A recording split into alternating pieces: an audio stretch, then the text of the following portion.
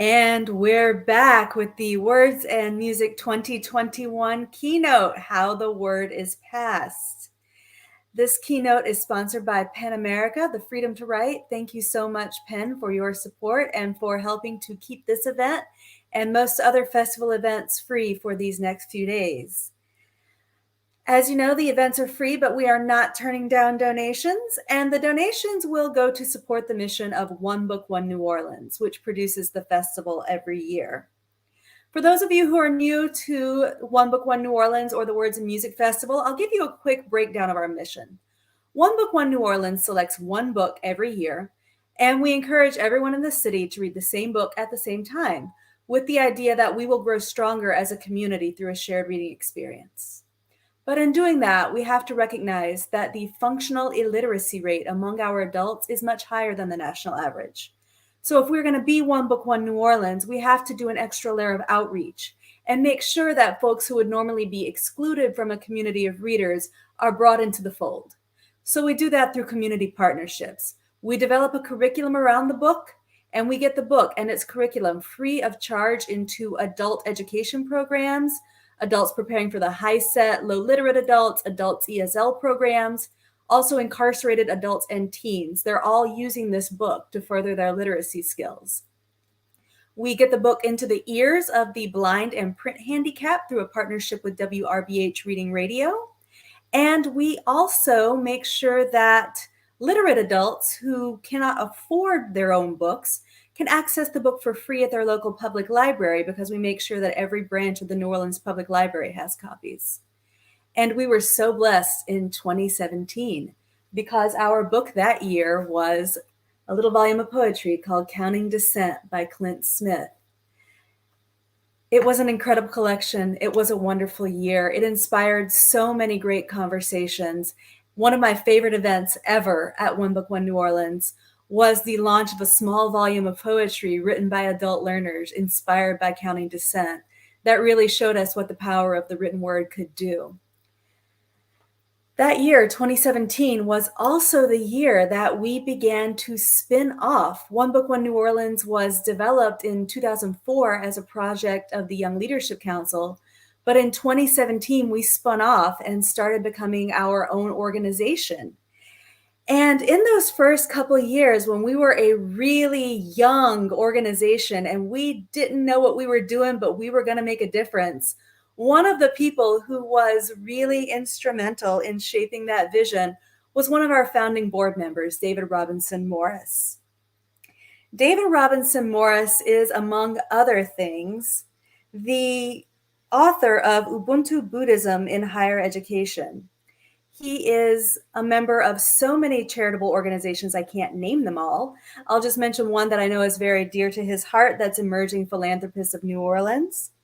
He was the founding director of the Xavier University Center for Equity, Justice, and the Human Spirit. And he is currently, very recently, stepped in as the executive director for the Center of Contemplative Mind in Society.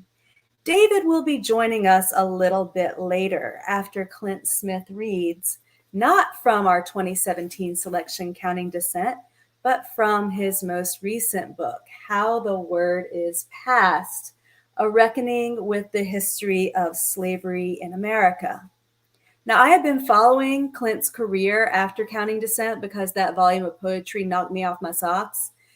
So I've been reading his work as a staff writer for The Atlantic. I knew that this book was going to be special when it was announced, but I had no idea how special. It has garnered rave reviews and become a New York Times bestseller. I'll read you just a couple excerpts from some rave reviews now. The New York Times says, Clint Smith's unapologetically subjective map of American memory is an extraordinary contribution to the way we understand ourselves.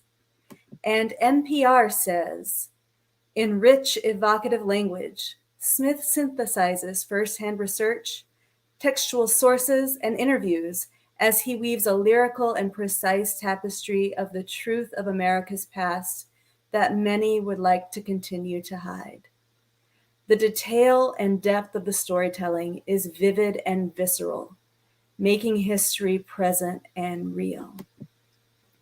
And let me tell you, vivid and visceral is exactly the way to describe this book.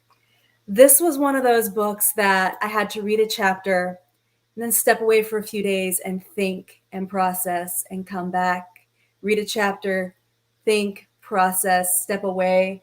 I'm really glad I got it the day it came out so that I had time to do that before this event tonight. And it's not an easy book, but what it does is as you read it, it starts to come with you as you're walking around in your daily life. And it starts to make you ask the same question that Clint in his introduction said spurred him to write the book in the first place, which was, why wasn't I told this when I learned history?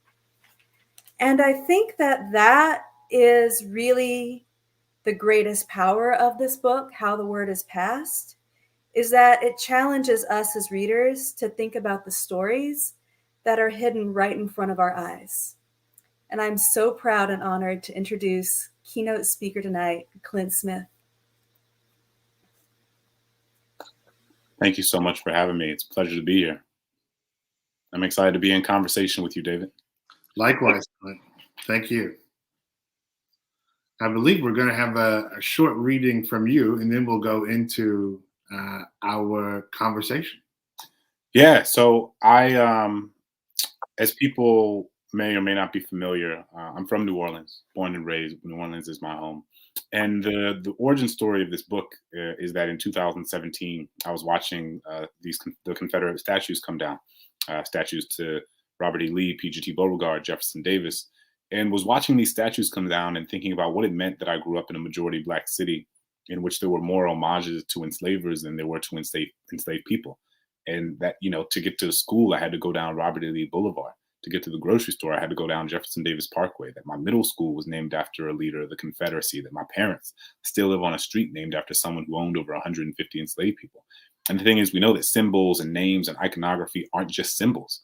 They are reflective of the stories that people tell. And those stories shape the narratives that communities carry. And those narratives shape public policy, and public policy shapes the material conditions of people's lives. And that's not to say that taking down a 60-foot tall statue of Robert E. Lee is going to suddenly erase the racial wealth gap, but it is to say that it helps us understand the ecosystem of stories and ideas that help give us a sense of what this country's history is, what New Orleans history is, and it better informs us and equips us with how to make amends for the harm that different communities within America and within Louisiana and within New Orleans have experienced over the course of generations. And so I was thinking, well, how is my own city talking about that or failing to talk about it?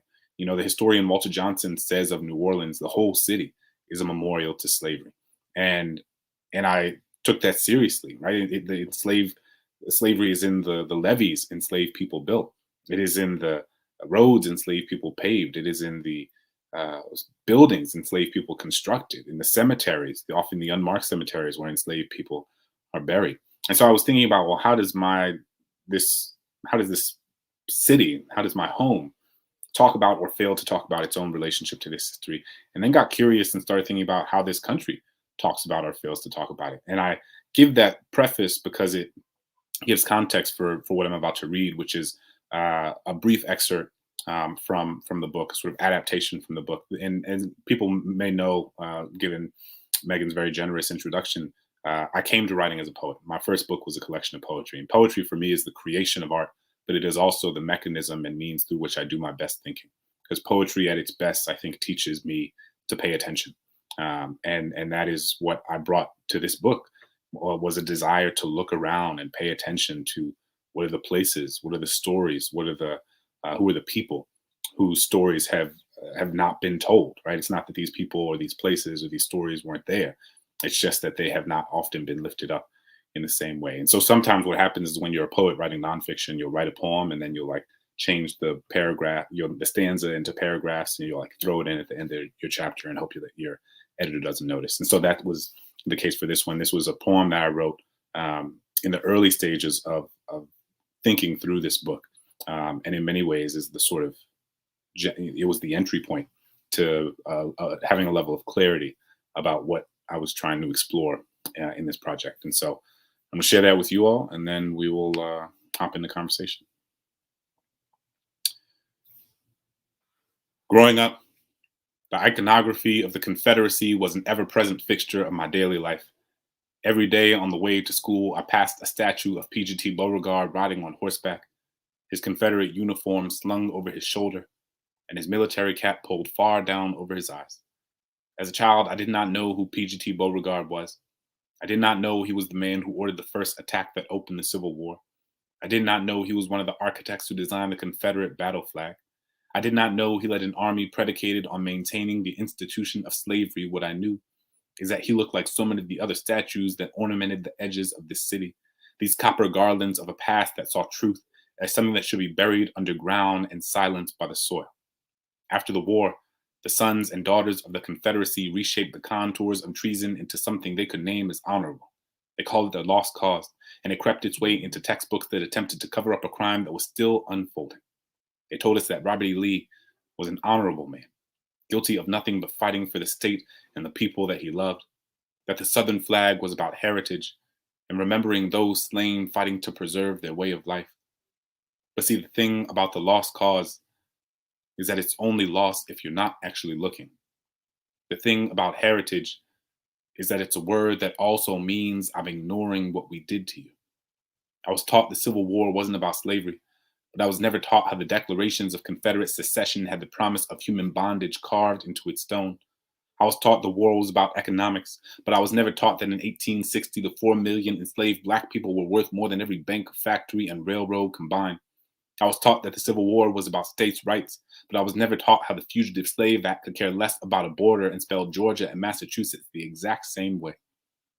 It's easy to look at a flag and call it heritage when you don't see the Black bodies buried behind it. It's easy to look at a statue and call it history when you ignore the laws written in its wake.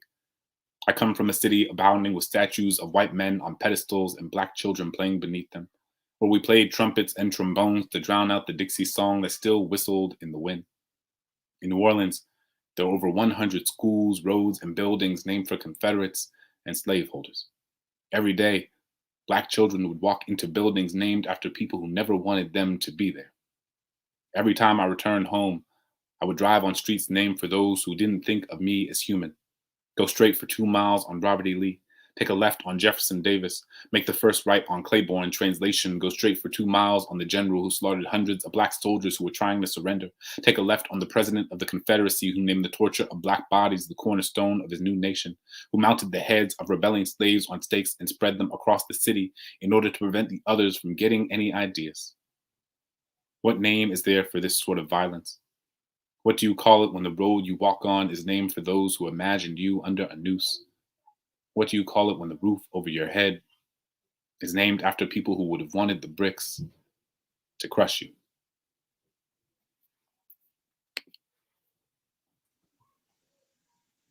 Clint, why would you do that to me?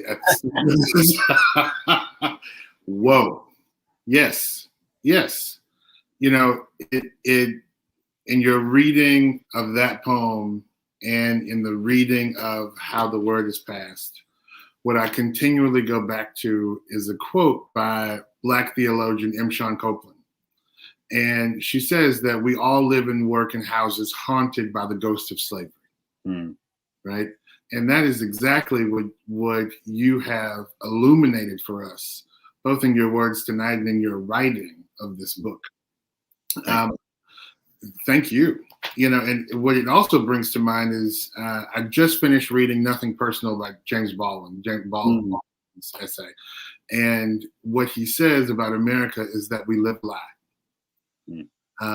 And your treatment of this history of telling the true truth about people and places who existed and who exist, right, really helps to ground us in an understanding that the history that we learned is a lie in a number of ways. Talk to us about what it is you hope to achieve in the writing of this book. Yeah, I mean, first and foremost, I think when you set out to write a book, I think you, the writer, have to be the primary audience in many ways, right? Because it's not guaranteed that anyone will read your book. I mean, so many people write incredible books all the time, and they never reach a wide readership. And it's not because of a lack of quality or insight or beauty in those different texts. And so I think if you're going to spend, I spent depending on how you calculate it, 4 or 5 years working on this book and thinking through these ideas. And for me, it was because I wanted to go on my own journey of trying to teach myself so many of the things that I wish I had been taught so many years ago. Right. I say this at the end of the book, but I wanted to write the sort of book that I would have been proud to teach my students when I was a high school teacher. I wanted to write the sort of book that that I needed when I was a 14, 15, 16-year-old kid growing up in New Orleans. So going to a school, having gone to a school named after, Lusher, a Confederate leader, having surrounded by, I was like, why did I never know that John McDonough was a segregationist? Yes. Why did I never know who Robert E. Lee was? Why did I go, why was I feeding the ducks in City Park under the shadow of the statue of Peach T. Beauregard, who fired the first shot that started the Civil War, right? And just like thinking about, there were so many things that I began learning in my adulthood that would have provided me with so much clarity and would have been so helpful for me when I was a kid. When I was a kid growing up in New Orleans, I think I experienced a sense of like psychological and emotional paralysis because I was inundated with these messages about all the things that were wrong with Black people, as so many Black folks across the country are. Some not even as so many people are they are inundated in ways that are both explicit and implicit about all the things that Black people have done to deserve the conditions that we are living in, to deserve the disparities that we are experiencing. And when you're a kid, if that's all you're receiving, and you don't have the language to make sense of or push back against so much of the pathology you're being inundated with, the most insidious version of that is you begin to internalize it, and you get confused, and you get like, well, I don't think this is right, but I don't really know how to say it's not right. And then at some point you're like, well, is it right? Am I? And it's an unsettling thing. And so more than anything, this book was written because I wanted to write the sort of book that I could have felt like I could have benefited from when I was, 15, 16 years old. And just also, this book is different maybe than many books written about the history of slavery, because I did not begin this project as an expert on this history. Right? Far from it. The book is written because I realized that I did not understand the history of slavery in any way that was commensurate with the actual impact and legacy that it has had on this country. And it is through the scholars like Annette Gordon-Reed and Leslie Harris and David Blight and Walter Johnson and Dinah Ramey Berry and Vincent Brown. I mean, the list is endless of these remarkable scholars and historians whose work, when put in conversation with the land and the places and the docents and the guides and the sights and the smells of these locations, I think can teach us so much. And I just wanted to do whatever I could with my background as a journalist and as a poet and as a scholar to sort of bring together these different pieces and these different threads, and create something that felt like it might contribute to this rich historiography on slavery, but in a different sort of way. Yeah. You've definitely done that, for sure. In my opinion, my very humble opinion, you've done that, Clint. For the number of things you just said. One, New Orleans, right, as this, what I call the most African city in this country. Right? The air is thick with the ancestors. I tell people that all the time. But I think I have to use that one. You use the one. That ends up in the next book. You'll know. I'll type you in the back. I'd be honored. The taking down of the monuments, right? So backstory, our very being is political. So we're going to talk a little bit about the political aspects of that, right? I served on the Human Relations Commission for the city, chaired a subcommittee on truth and reconciliation that was supposed to be looking at the monuments, right? And how to take those down appropriately and all of those good things. Mm-hmm. What strikes me is that we've taken down the figures. Mm-hmm. We've taken down Robert E. Lee off his 60-foot pillar in the middle of of a thoroughfare, but the pillar remains. The 60-foot pillar remains. And it strikes me as a very interesting image, right? That even though we've taken these men and women who were on the losing side of humanity's battle, we've left this pillar to cast a shadow. And reading through this, I'm thinking about all the shadows people who are no longer here have cast. Can you talk to us a little bit about what you discovered, especially in your visits to the plantations? Yeah, I mean, so the book starts at Monticello. And Monticello, I think, is a fascinating place because I think Jefferson, the person who, our third president of the United States, one of our founding fathers, I think he embodies in so many ways, personifies the contradictions and the sort of cognitive dissonance of the American project. America is a place that's provided unparalleled, unimaginable opportunities for millions of people across generations in ways that their ancestors could have never imagined. And it has also done so at the direct expense of millions and millions of other people who have been intergenerationally subjugated and oppressed. And both of those things are the story of America. It's not one over here and one over here. It's that they are deeply entangled with one another. And Jefferson, I think, similarly, like I said, embodies that. I mean, he wrote in one of the most important documents in the history of the Western world, and also enslaved over 600 people over the course of his lifetime, including 4 of his own children that he had by an enslaved woman on his plantation, Sally Hemings. He wrote in one document, Declaration of Independence, that all men are created equal, and wrote in another text, Notes on the State of Virginia, that Black people are inferior to whites in both endowments of body and mind. Said the slave was incapable of love. The slave was incapable of possessing or sustaining complex emotion. Wrote about Phyllis Wheatley, who's considered to be the first published Black poet in the history of the United States. He's like, well, we could call it something else, but we can't call it poetry because Black people don't have the emotional capacity with which to create art. He said that love is the ostrom of the poet, which is to say that he did not believe that Black people could transcend to the emotional state in which they might be able to experience love. And love is necessary to create poetry.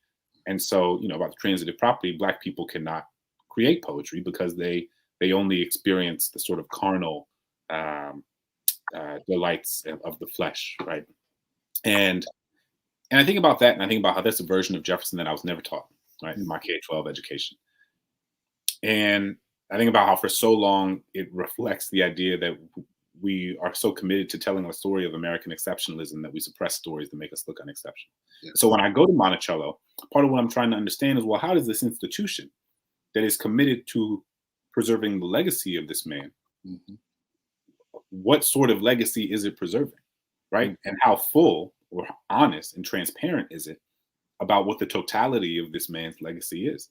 And even beyond Jefferson, when we think about Monticello, the institution and the land, are we thinking of that land as not something that only belonged to Jefferson, but also that belonged to the hundreds of enslaved people who lived and worked on that land for generations? The Hearns, the Fawcett's, the Grangers, the Hemingses, right? These families who built that land, cultivated that land, created memories on that land, had families on that land, right? And Monticello is a fascinating place, because I think if you had gone, the Monticello of 10, 20, 30 years ago is in some ways very different than the Monticello you'll experience now. And that's part of what I'm talking about in the book. And I go on this tour, as you know, with a guy named David. And David gives this sort of hour-long masterclass of that, really captures the contradictions and hypocrisy of Jefferson. And I'm watching these 2 women, Donna and Grace, who are on the tour with me. And as David is sort of like really going in on Jefferson at Monticello, right? Like like in the shadow of Jefferson's home, these 2 women's faces are wilting and their mouths sort of hang agape. And they're clearly unnerved by what they're hearing. And I go up to them after, I'm like, well, how did you experience that? Like, what did you think of what David said? And Donna was like, man, he really took the shine off the guy.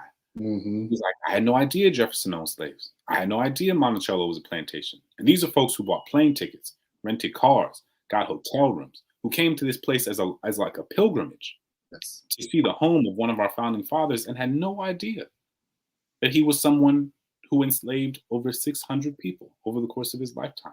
And that moment was really important for me as a writer engaging in this project, because it was one of the first places I went.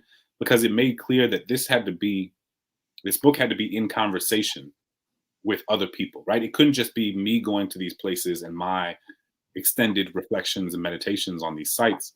I think that would have been fine, but it wouldn't have been what this is.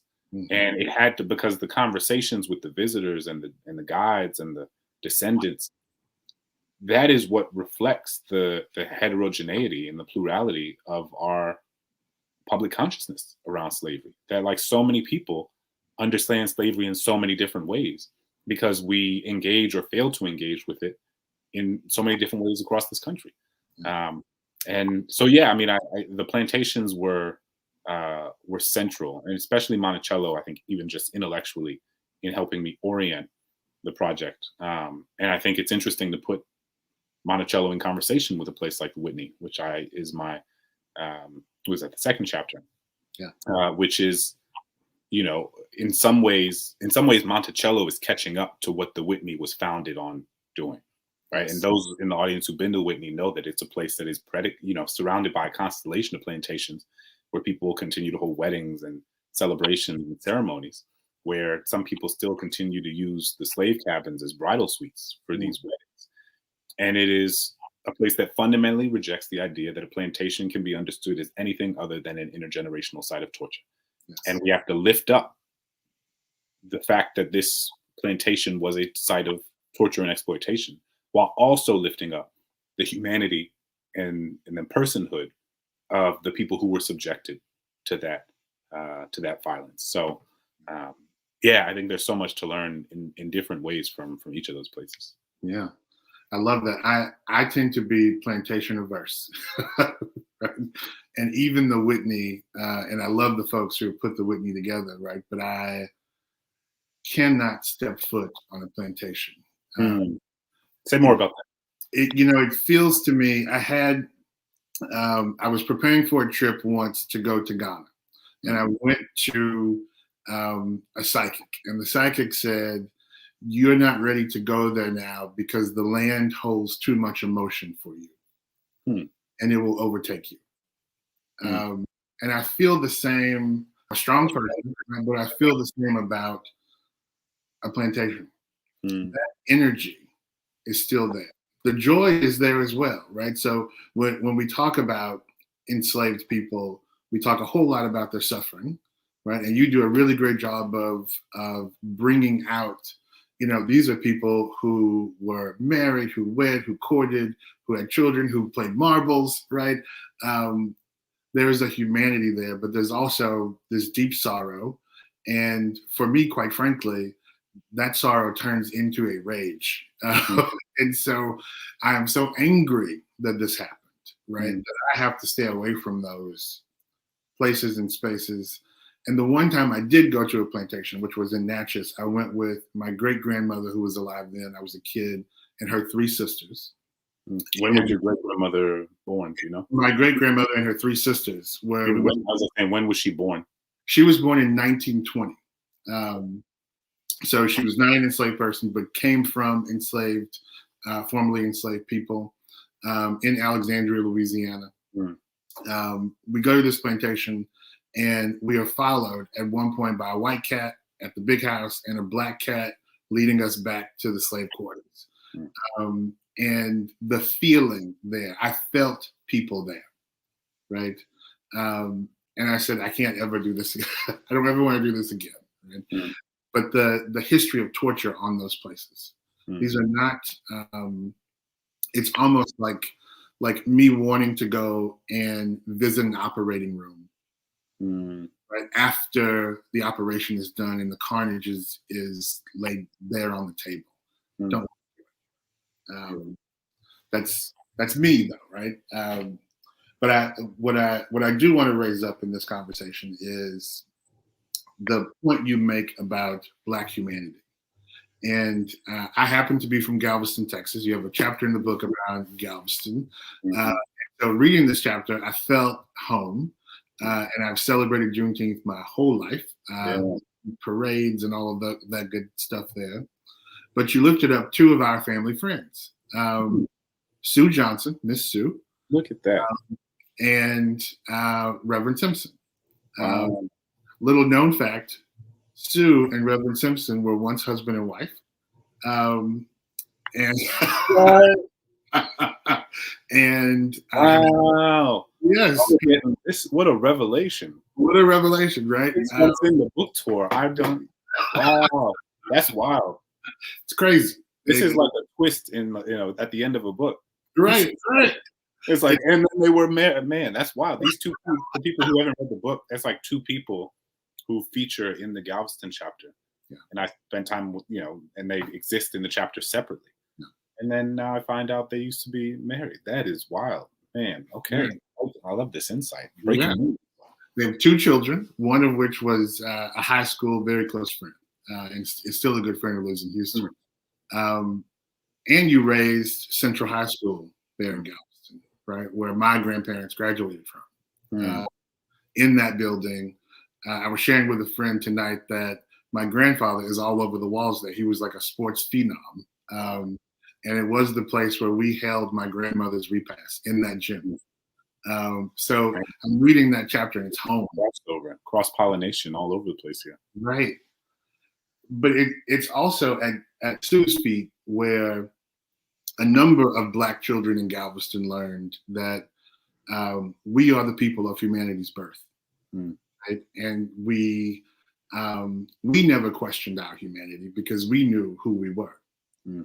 And you talked so beautifully earlier about the power of that humanity and about how children, or you in New Orleans in particular, experiences cognitive dissonance, right, around images and what you were told versus what you were experiencing. Talk to us a little bit more about, and then you bring in the power of education, right? So we have all of this going on. Talk to us about in a perfect world, right? What would an educational system look like for Black children or for all children? I think often of, you invoked Baldwin earlier. I think often of a 1964 essay Baldwin wrote, which is based off a 1963 speech he gave to a group of New York City educators. And it's called A Talk to Teachers. And in it, I mean, he's, it probably is my favorite Baldwin essay, as someone who was a teacher and thinks about teaching a lot and thinks about pedagogy and thinks about like, what are the roles and responsibilities of educators in this social and political moment. It's like I can't recommend it enough for anybody, but especially for educators. And one of the things that he says is that Black children are told over and over again by this world that they are criminal. And the role of the teacher, and he's saying teacher here literally because he's speaking to a group of teachers, but also using teacher as a sort of metonym and stand-in for a larger society, I think, that the role of the teacher is to help that child understand that they are not the criminal, but it is the society that created the conditions that this child is forced to grow up in that is in fact the criminal. And it seems, it's like simple and intuitive in so many ways, but I think we take for granted the extent to which so much of the discourse surrounding our young people is discourse that suggests to them that they are a problem, that they are the problem, that where they come from is the problem.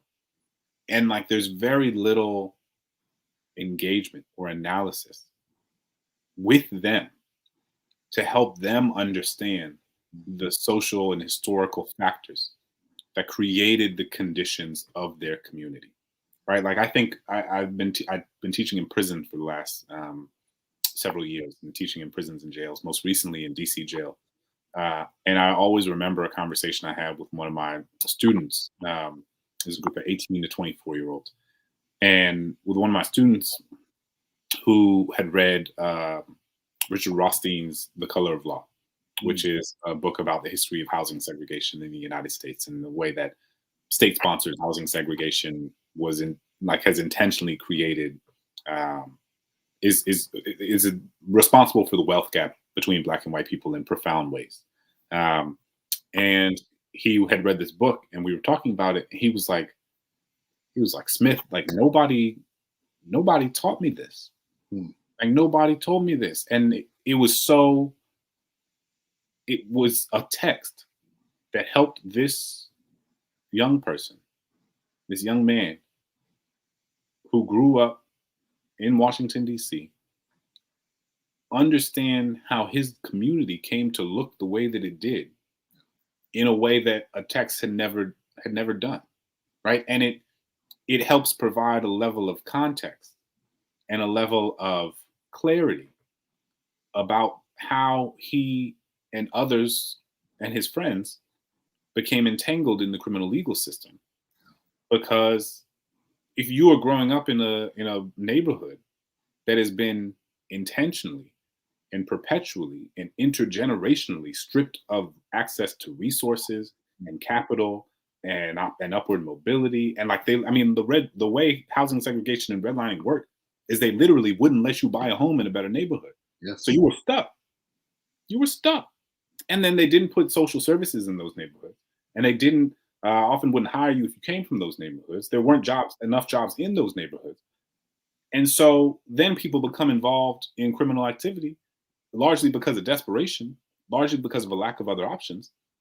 And then people want to, and then he gets arrested, and then he gets involved in this stuff, and then people tell him it's his fault that he did it. And it's not to say that people don't have agency or people don't have a level of personal responsibility with which to make decisions, but we have to understand the decisions that people make in the context from which they emerge. Mm-hmm. Right? And so for him, it does not make it so that it does not say like, this is responsible for me being in jail, but it's like, would I be in jail if I had grown up in a community that wasn't decimated in this way? And I think it really is so important. I saw how important it was for him, because he was like, it's not just my fault, right? Because the way that the narrative around in America works is that like whatever happens to you is because you did it, you did something well, or you did something wrong. Mm-hmm. And it's not that simple. It has never been that simple. Right. And I think part of what people are trying to do now is tell a more complex and honest story about how the reason one community looks one way and another community looks another way is not because of the people in those communities, but because of what's been done to those communities generation after generation after generation. Mm-hmm. And so, if there was one, I would make it so that young people were Black and white and everyone was like being taught a lot of this very directly. And more teachers are trying, we haven't gotten into this, but like more teachers are trying to do that. And we see this very real backlash, mm-hmm. because the whole CRT boogeyman thing is a very direct backlash to the shift in public consciousness that has happened over the last decade because of the Black Lives Matter movement that was supercharged by George Floyd. Yeah. And then, so you have millions more people who are beginning to understand racism, not just as an interpersonal phenomenon, but a structural one, and a systemic one, and a historical one. And then who are reassessing their understanding of the history of this country. And for some people, it's like, okay, we need to reassess this country and tell a more honest story.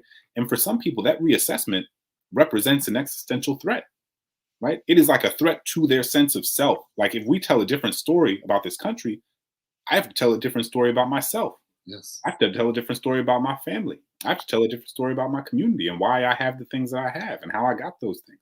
Yeah. And that is like, people are scared to death of that, which is why we see such, venom in our political discourse right now on these issues, because it gets to the core of who people believe themselves to be in the world. Yeah. Clint, yes. I just watched a clip tonight in Tennessee where they're trying to ban certain books. Mm-hmm. And we're going through that whole thing again. But what it really brings up, I had this, again, a conversation with a friend, and we started talking about the Reconstruction era, right? Where after the Civil War, we went through this period where Black folks were doing the damn thing. We were gaining power. Especially in Louisiana. Especially in Louisiana. Yeah. And then we see this extreme backlash because of what you just illuminated for us, right? The fear that for white folks, that I'm going to lose my selfhood if I lose this power. Mm-hmm. And one of my fears, right, is that here we go again. And as a student of history, we know it does repeat, right? and it feels like we're in this, and you make this point that we're in this moment where we're willing to grapple with the complicatedness of history, right? But are we willing to live with the result as a country is the question. And like, what does, it's interesting. So I've been thinking a lot about monuments and memorials, obviously, in this book. And I just got back from Berlin. And I spent a week in Berlin thinking about and talking about and having conversations and visiting sites about the Holocaust, right? And thinking about how does Germany memorialize the Holocaust. And what's interesting is that, and I'm still in the early stages of like thinking through these things. But what's interesting is that I don't think I fully understood the scale of the slaughter of the Holocaust until I was physically there. Like I've read about it, like everyone. I mean, we read so many books about it in elementary school and middle school and high school. But when you're there, it's like they killed 2/3 of Jewish people in all of Europe in a span of technically 12 years, but like essentially 5 years, 5 or 6 years. I mean, it's extraordinary. And now Jewish people in Germany they're less than 0.2% of the population. Wow.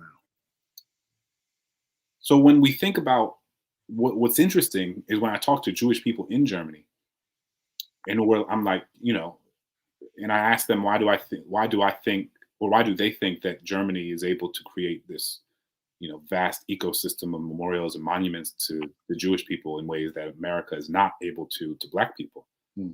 They'll be like, because all the Jews are gone. And the Black people are still there.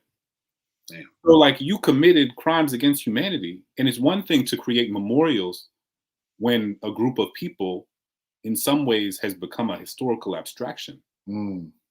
It's another thing to like atone and apologize for something when there's still 45 million of them right there. And it's, so, because if you are going to actually atone for what you did to Black people, an apology is not going to cut it. Because 45 million people are living with the results of what was done to them.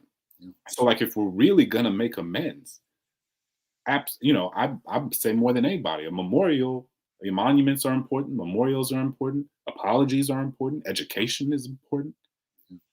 And like, this is why when we get into reparations, it's like, but what are you going to do? Right. What are you going to do? I've been thinking a lot about that, and what you said, brought that up again. Well, it's not only what are you going to do, but you've never stopped. Right. That's right. The other. Your chapter on Angola. I was like, I could weep. Right. And I read that chapter, and you so masterfully explore the racial inequities in policing and the justice system that were formed intentionally post-Reconstruction, talking about Reconstruction, right? This was a strategy of white supremacy and Black subjugation that hasn't ended, right? So how can you atone for something that you're still doing, right? Yeah. This is slavery by another name. And before we leave tonight, I want to lift up Julius Jones, who, in gratitude to the ancestors and the freedom fighters and the advocates who worked so tirelessly to make certain that he was not killed today. Yeah. Right? That the sentence was stated. Now he's on, he has a death sentence, life without parole. But think about hanging in the balance just hours before. Can't imagine. I tweeted that earlier, but like, I can't imagine being hours away from being killed by the state. Insane. And then being told your sentence had been commuted. I mean, it's you have to hold. There's like this is the experience of being Black in America. It's this marathon of cognitive dissonance, because it's like you're immensely grateful that they did not kill this man, because other people who have had incredibly questionable, circumstances in their trials and in their, the evidence that's been presented have been killed.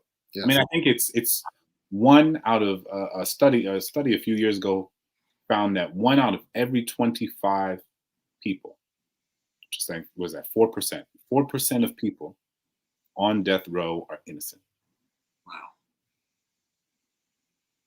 Wow. I mean, like 1 out of 25 people. Wow. On death row are innocent. And it's, I mean, the death, we could have a whole nother conversation on the death penalty. I mean, it is one of the most like abhorrent things in the world. I mean, there are some things that I'm like, we'll probably look back at this and it won't be great. Like, I think about, obviously a lot of stuff with, like, I mean, I think my kids will look back at, like, me driving a Subaru and being like, you monster. Like, how you driving a car, like cars that use gas. Right. They'll be like, you were driving cars that were like sucking the life from the earth. Right. Like, how could you all do that? And we'll probably be like, yeah, that's true. That's true. But the death penalty, I mean, it's so clear right now that, like, wait, there are people who believe that taking someone's life with taxpayer dollars is a justifiable thing to do, is not even a justifiable thing to do, is justice. I mean, it's so wild to me. And so I'm so grateful that he was not killed. And I also hope that we will move toward a space and a day where life without parole is not considered a justifiable alternative. Yes. And lifting people up, a man named Henry Montgomery was just released from prison yesterday at Angola. Yes. Henry Montgomery was sentenced to prison, a life without parole, when he was 17 years old. And he today is 55 or 75. 75. Been in prison for almost 58 years. And fortunately, he was granted parole. This was his third time. But, like, we are the only country in the world that sentences children to life without the possibility of parole. The only country in the world. And this man, who was the petitioner in Montgomery v. Louisiana in 2016, which made retroactive a 2012 ruling that said that mandatory life without parole for children was unconstitutional. Not that life without parole was, but mandatory life was. The petitioner, his case had freed hundreds of people, but he was still locked up. And so you hold the sort of both-handedness of it. You're like, I'm so happy that Mr. Montgomery is home and is free. Like, somebody sent me a picture yesterday of him, like, eating a cheeseburger and fries. Wow. Right? Just like, and like a soda with his new prepaid phone. I mean, just simple things. Yeah. Also, what is that man doing in prison for 58 years? 58 years. What is anybody doing in prison for 58 years? Yeah. And it's, to your point, I mean, I think all the time about how the scholar Sadia Hartman talks about the way that what she calls the afterlife of slavery continues to shape and animate our social, political, and economic infrastructure, and very directly our carceral infrastructure. Yes. And it is hard to think of a place, to your point, that more directly embodies that than Angola. 70% of the people held there are Black men. 75% of the people held there are serving life sentences. 70% of the people held there are Black men, and it's built on top of a former plantation. Yeah. And it has a gift shop where you sell shot glasses and coffee mugs and sweatshirts and little stuffed puppy dogs that are dressed in prison paraphernalia and prison outfits. And on some of the shot glasses and the coffee mugs, it has the silhouette of a watchtower, and written on it, it says Angola, a gated community. To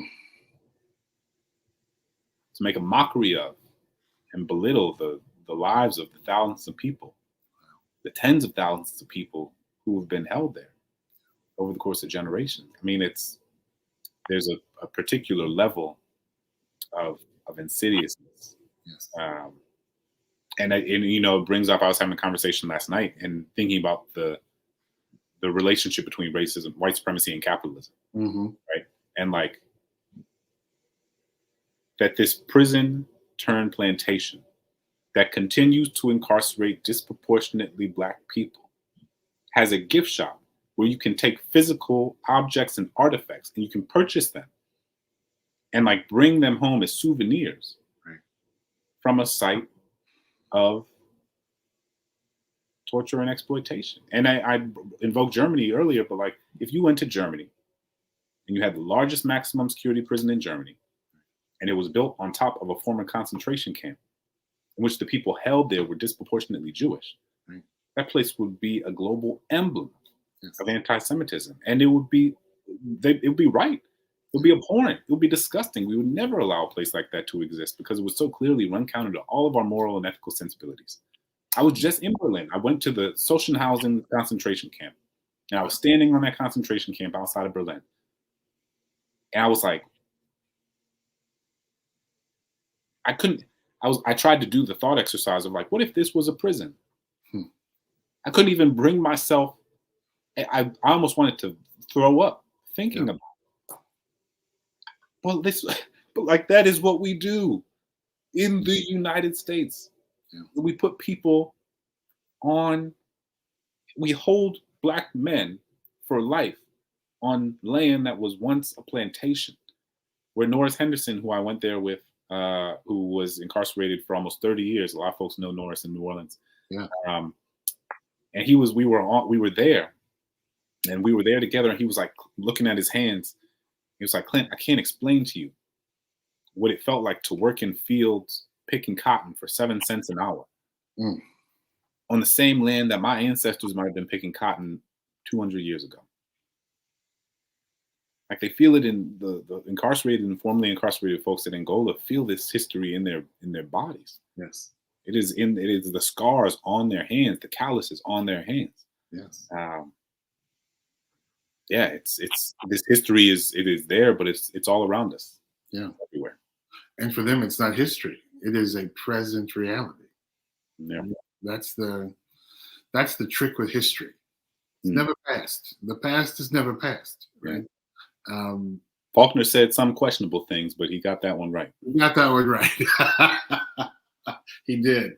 It strikes me, this Berlin example also strikes me in that this is how white supremacy works. And we see this in educational systems that I deal with all the time, where you'll have a white teacher treat a white student differently than they treat a Black student, especially if that Black student is a Black boy, right? And what the research says is that the teacher can see themselves in that white student, or they can see the white student as their child,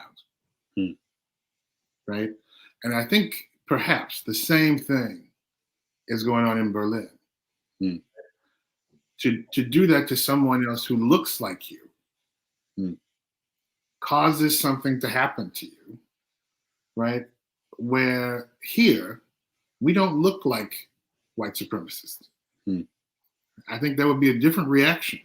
They find some other way to divide us, right? But the reaction would be different. I think there's a specific sort of insidiousness with anti-Blackness, and that does manifest itself in a different way. I mean, I'm still I can't speak fully yet. I mean, I'm still very much in the process of trying to understand the landscape of anti-Semitism in Europe, and I know it has its own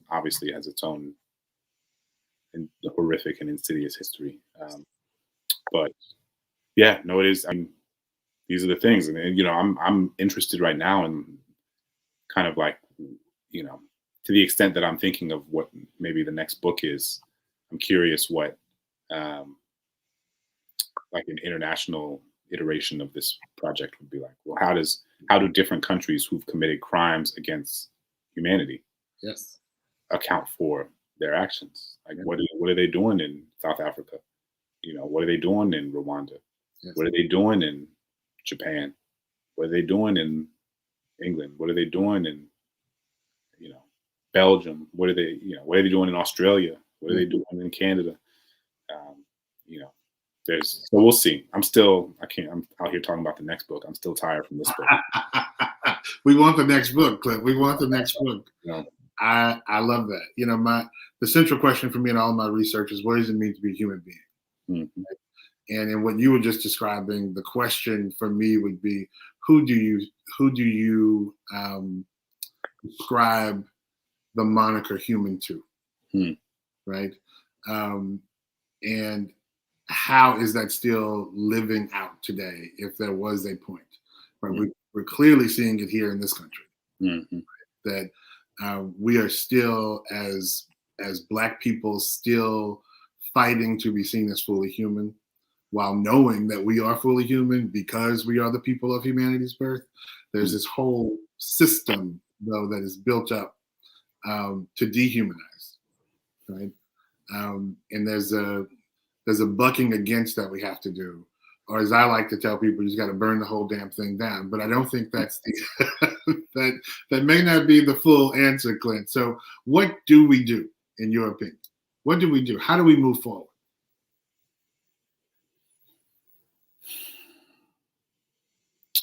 I mean, I think that ultimately, I believe that as much as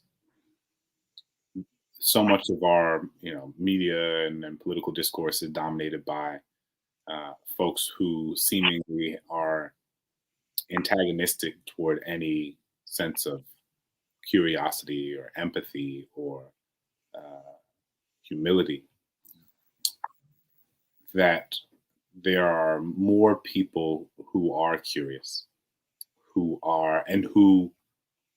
just don't know, right? I think that there are a lot of people, and I write about many of them in my book, who you can present them with the truth and it doesn't matter because they're not interested in truth. They're interested in the story that they want to tell themselves. Mm-hmm. I also think that there's a lot of people who just don't know so much of this because it's been intentionally prevented. We've been intentionally prevented from having access to so much of this information. And I think that we collectively, we all just have to be curious, continue to be curious and humble about that, the things that we don't know.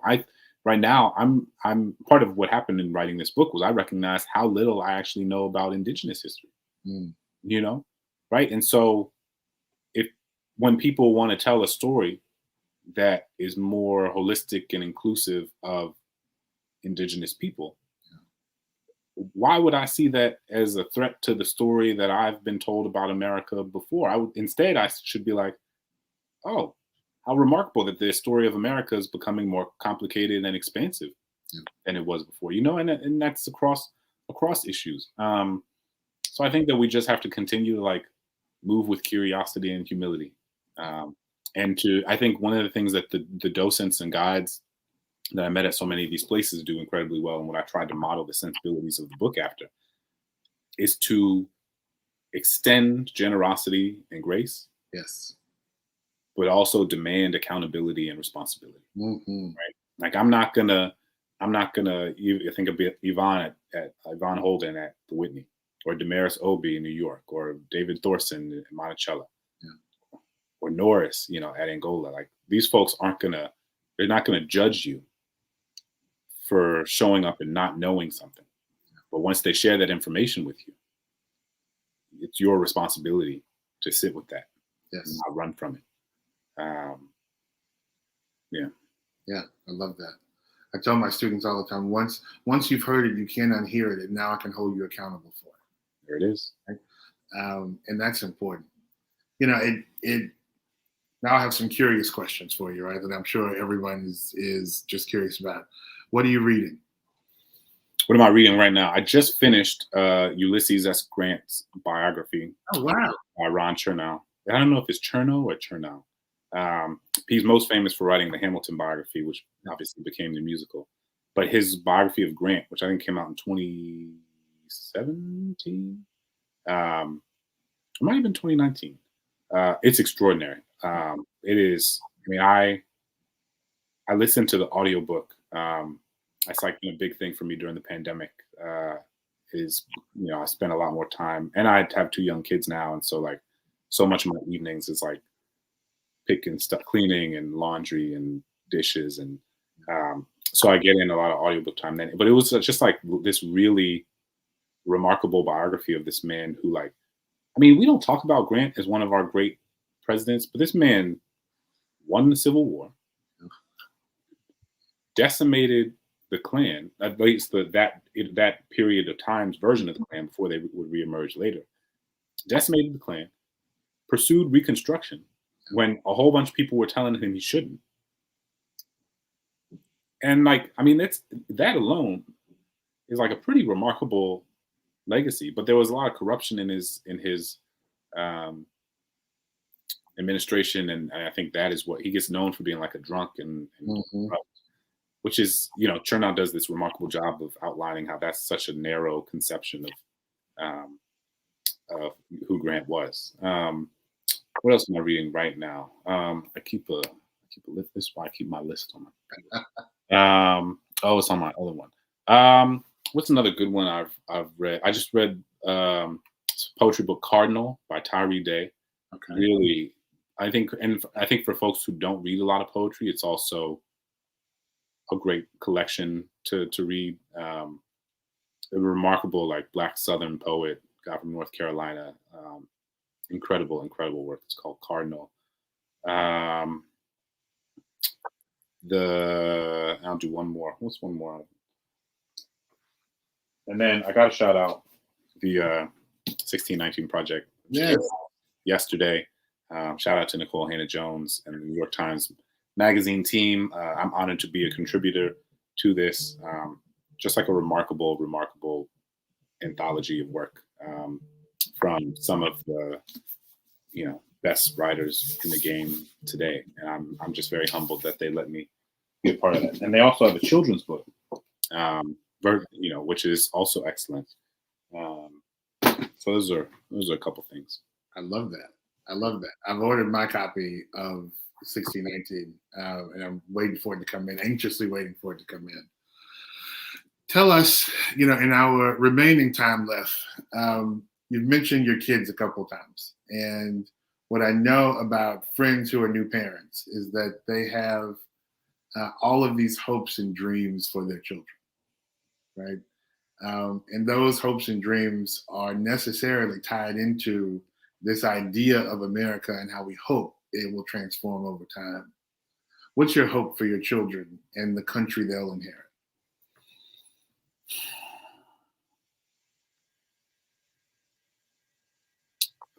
My hope for my children. I mean, I think that what I think about all the time is that enslaved people came to this country in 1619, 250 years, and it took 250 years for slavery to be abolished. But enslaved people were fighting for freedom from the moment they arrived on these shores. And that means that the vast majority of enslaved people who fought for freedom and liberation never got a chance to experience it themselves. But that doesn't mean that what they were fighting war was for nothing. What they did was fight for something they knew they might never see, but they fought for it anyway because they knew that someday someone would. And I think about how our conversation right now is only possible because of people who never knew me, who never met me, but who worked to build the sort of world that they knew I deserved to live in. And I think about what responsibility does that bestow upon us to attempt to build the sort of world that we will likely never see, but that hopefully someday someone will. And I hope that my children carry that sense of honor and pride in being part of that lineage, and also carry that sense of responsibility. Say, like, what do I need to do to build a better world? What do I need to do to build the sort of world that people I will never meet deserve to live in, even if I don't get to experience the fruit of that labor? So that's my hope for them. Oh, I love that. I love that. That is, you want them to be able to sit under trees that you plant now. That is, that we all plant. That's beautiful. Indeed. I know that there have to be some questions in the audience for Clint. We want to invite you to ask away. If you have questions, let us know. Otherwise, I can continue to talk to Clint all night long because I'm enjoying this.